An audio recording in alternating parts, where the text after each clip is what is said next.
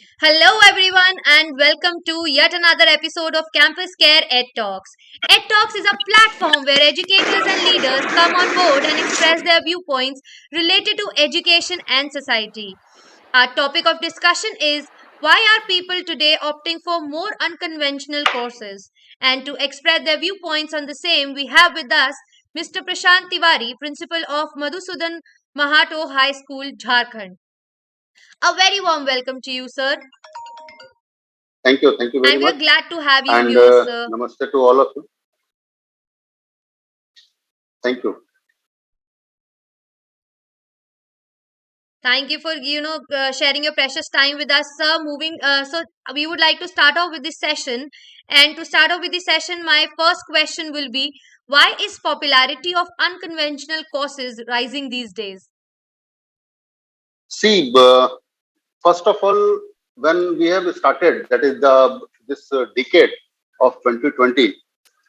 Now, actually, we do not believe so much in what other people have to say than in listening to our needs and desires.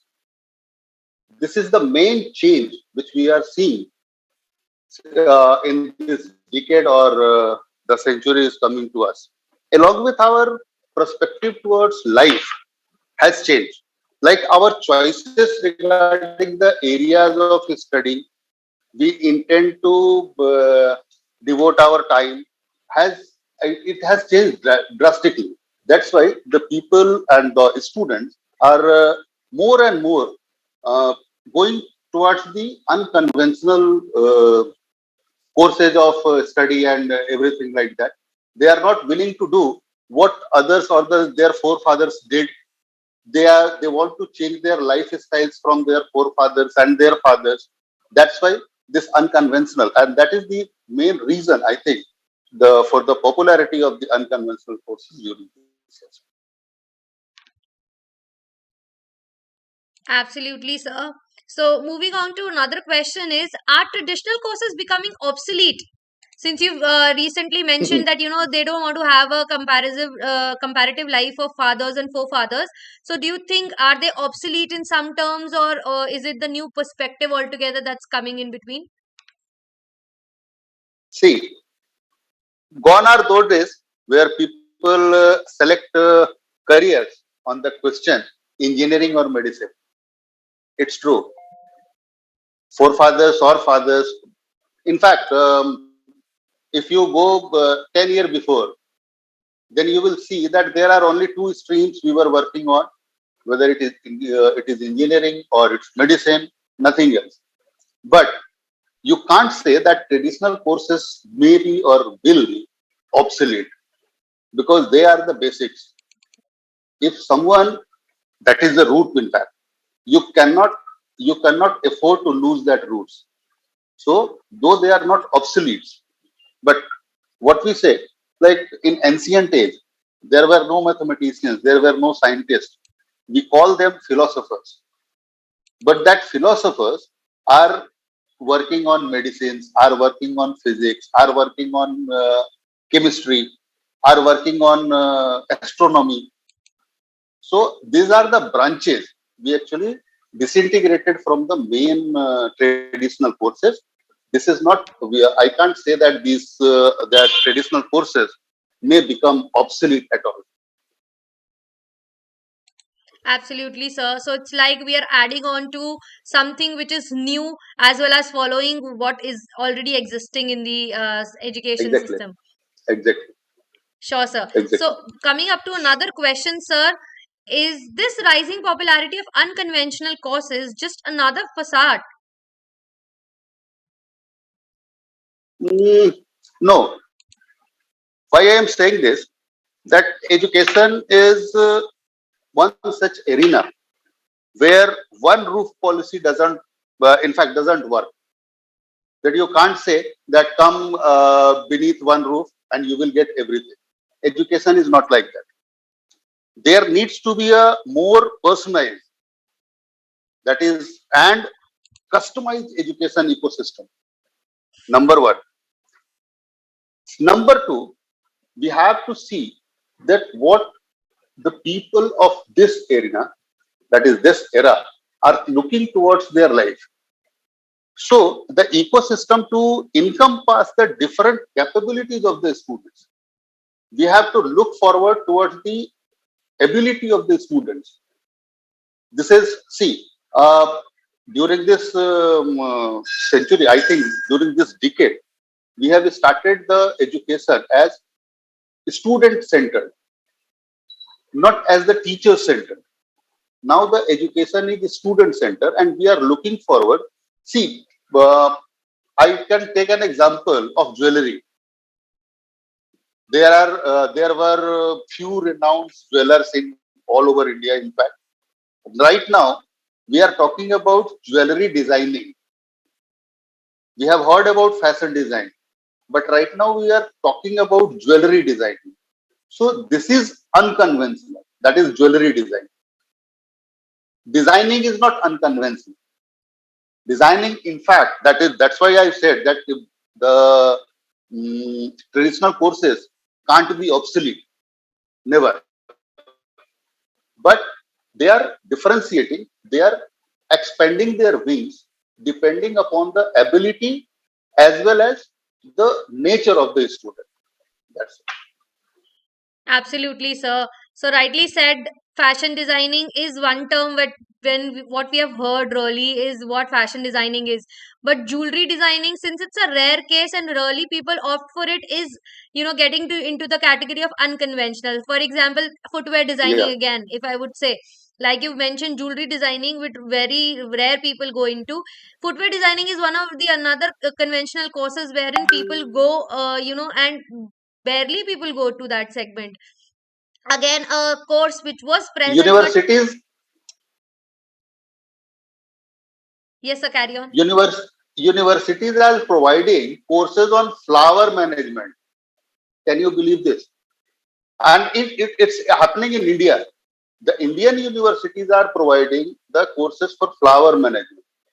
That is the beauty of this education, in fact. That is the growth of this education, expansion of that education. Absolutely, sir. That's what I was asking, sir. What are the courses, unconventional courses people should understand? Because here we are just using unconventional.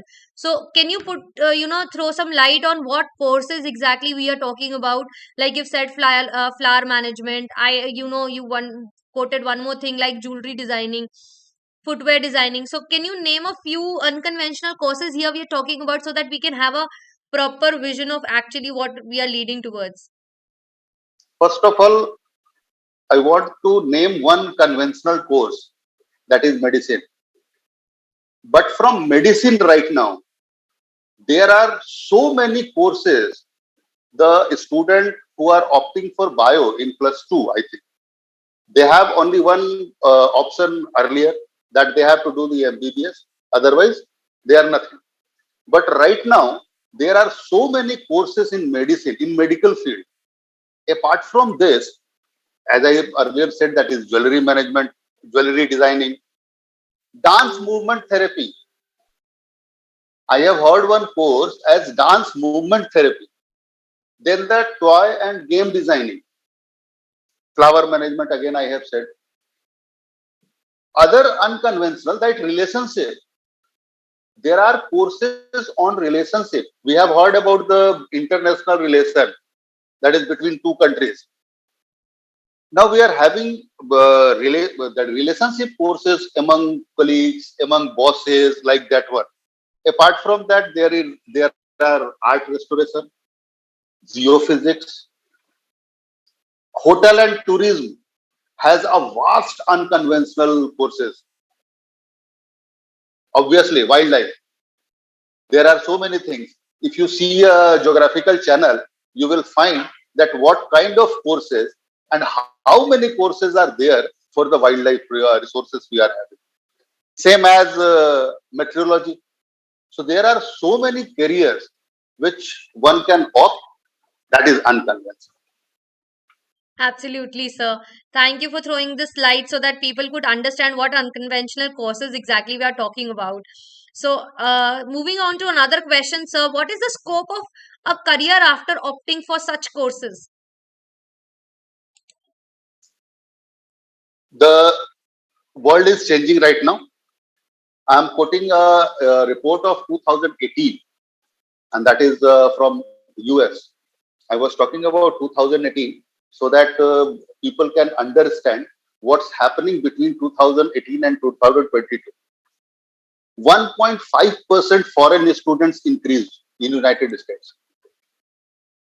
Whatever they were going to different courses, 1.5% of increase of foreign students in US in 2018 report. And out of that, increase of 65% unconventional courses. So earlier, you are moving towards US for study. There is course software engineering,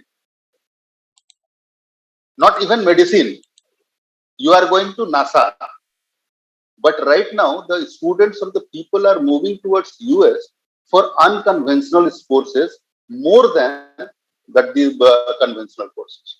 This is one of the example I am telling. Just keeping so there are so many scopes. Industries are changing. Manufacturing industries have changed. Designing industries have changed. So they are also thinking about the different peoples. Like hospital is not only after the look after of the doctors. Right now, hospitals are look after of the ward boys, the nurses, and the different kinds of nurses. You can see in a hospital, there is one nurse who are injecting, and there is another nurse who are taking care of different things because they did or they passed different courses.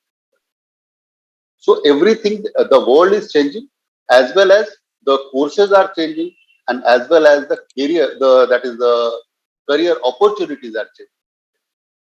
So you can't stay back or see that there is one course or there is one opportunity I am having. No, you have a lot of opportunities, and in unconventional courses, though we are talking that term unconventional, but I don't think they are unconventional.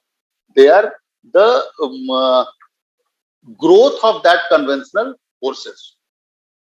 Mathematics has different parts: algebra, set theory, geometry. So someone is, or of course, when you are in graduation or post graduation, you are opting for one particular choice. That whether you are doing honors with some subject or MSc with some subject, it doesn't mean that you are opted for unconventional. It is a branch of mathematics. Operation research is not unconventional. It is a branch of mathematics. So, though it's true that we are using that word unconventional, but I don't think these are unconventional, right?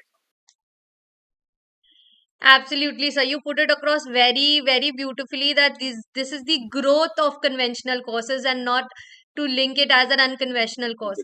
But yeah, sir, likely said that you know had a lot of options here, and if you talk about the growth factor, it is exceptionally good. So if you talk, because then we talk about rarity of these courses people are familiar with, and then we have a greater scope I feel in the field, because since limited people are there, so you being more valued, and you have that more credibility in terms of the fact that that is much more your area of interest, you're passionate about it.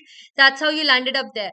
Because generally if we talk about the conventional courses everybody's aware of, that's nothing have to deep dive into have that educational background, or have to search for it. But when you talk about unconventional courses, they're not famous. Secondly, you have to have certain research and background development for the fact that what sort of courses this has to offer, what sort of career growth it has, what career path will it lead us to.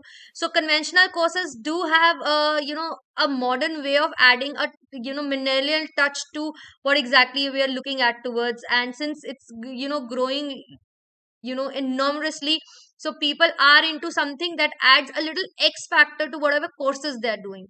So that is how unconventional courses are giving a wider and much larger scope to the people worldwide, and also to the recruiters as well as to the students and colleges, that and hence the reason why all the colleges, whether it's international universities or Indian universities, are obligated to have those courses in their system, so that people do not have to run away right and left and be present at their own state or country to have that courses offered. See, just during and after that this pandemic, there were Zoom, Yes, sir. there were other platforms where where the people interact with each other. But in India, particularly, we are talking about the webinars. We are talking about the edtech companies. Like I am talking with an edtech company in fact right now. So if these are the unconventional things, these are what I'm trying to say is these are exactly not unconventional things, but these are something new. They come up with different opportunities. They come up with different dimensions. So people do not want to leave their comfort zone. If no one wants to leave their comfort zone, but these courses ask them to leave their comfort zone. Go and search what you can do. Find out yourself that what you want to do. And if you want to do something, if you want to do something with the oceans, if you want to go and dive there and you want to search something from there is a course. You can join that. This is what we are saying, and this is what we are seeing right now. If you want to go to the forest and want to do something there is a course. You can do that. If you want to work on living organisms, there is a course. You can do that. So this is the dimension. Actually, this is the vast dimension. Like before in 1980s, we were talking about denim jeans. In 1980s, right now we have different brands. They are not unconventional. They are originated from that conventional. They are expansion of that brands. We are open to market, and that's why we are seeing like this. So there are different things. You have to decide. You have to work hard. You have to find out that what you want to do, and the people are ready to accept you. First of all, believe me and believe yourself that right now people are ready to accept you as jewelry designer. Don't think that what people will say, what people will think. So unconventional means out of the box, thinking out of the box. That is unconventional. Absolutely, sir. So on that note, we would like to, end this session, an insightful session wherein you had to have an understanding of what conventional courses are and what unconventional courses are, and how do you branch out with that. So anything done with passion and dedication will lead you to places. So there's no second thought about Definitely. it. With that signing note, I would like to, sign out from this session. Do subscribe our channel and hit the bell icon for the notification. Thank you and have a nice evening.